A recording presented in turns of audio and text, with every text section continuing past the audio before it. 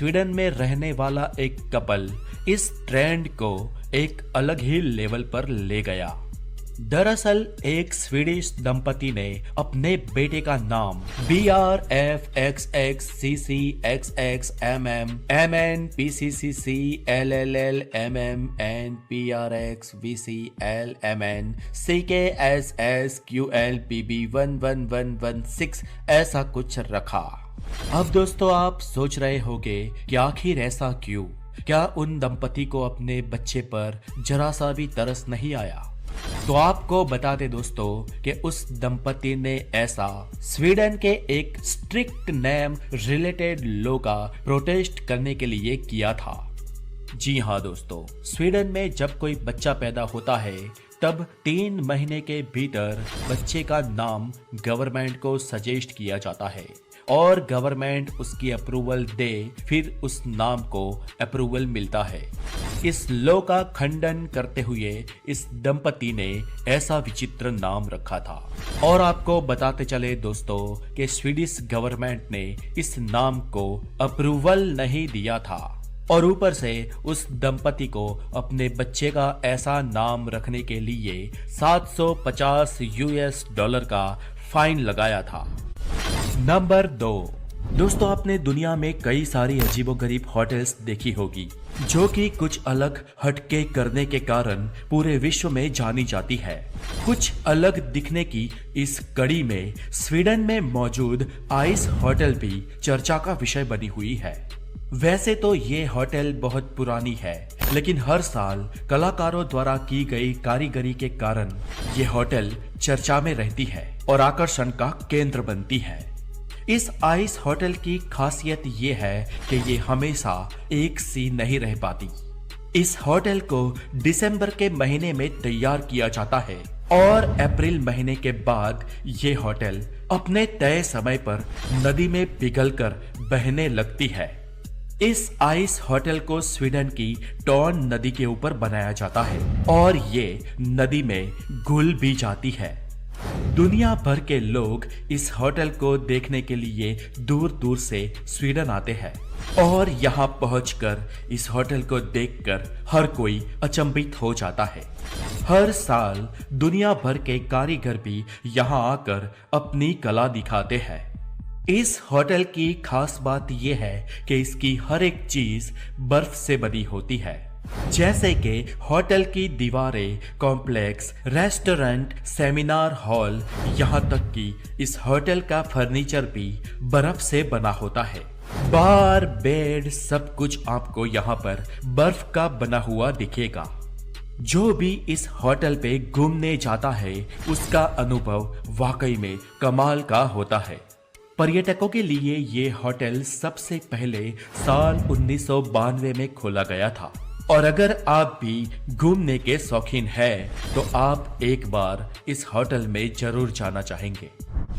Number 3, जमीन की खुदाई करनी हो या कोई बिल्डिंग गिरानी हो, ऐसे वक्त जरूरत पड़ने पर जिस मशीन का नाम सबसे पहले मुंह पर आता है उसे कहते हैं जेसीबी।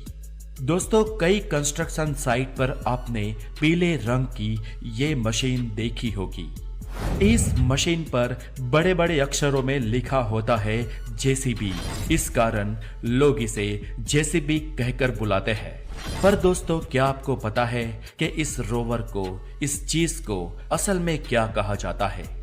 दोस्तों जेसीबी के नाम से जाने जाने वाली इस मशीन का असली नाम है बैकहो लोडर।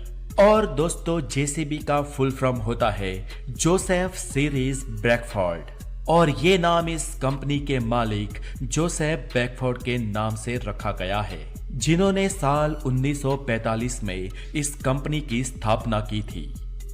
ये असल में एक ब्रिटिश कंपनी है जिसका रजिस्ट्रेशन नाम है जेसी बैमफोर्ड एस्केवेटर लिमिटेड। नंबर 4, दोस्तों क्या आपके दिमाग में कभी बर्फ से ढके एंटार्क्टिका में जाने का ख्याल आया है? अगर हाँ तो ये जान लीजिए कि एंटार्क्टिका में रहने से आपका दिमाग सिकुड़ भी सकता है और ऐसा कई लोगों के साथ हो भी चुका है।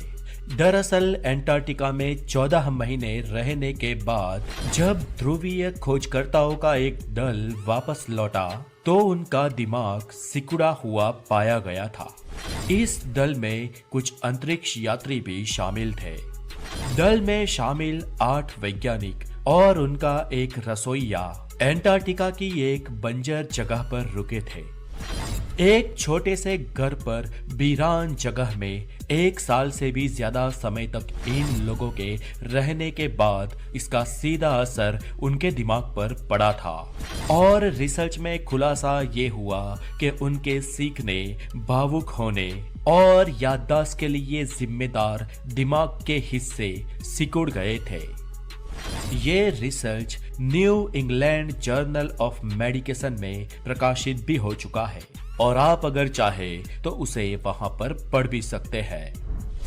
नंबर 5 दोस्तों, शादीशुदा जिंदगी की डगर अगर मुश्किल हो गई हो तो फिर तलाक लेकर नई राह तलाशना अब दुनिया के ज्यादातर देशों में आम बात हो गई है।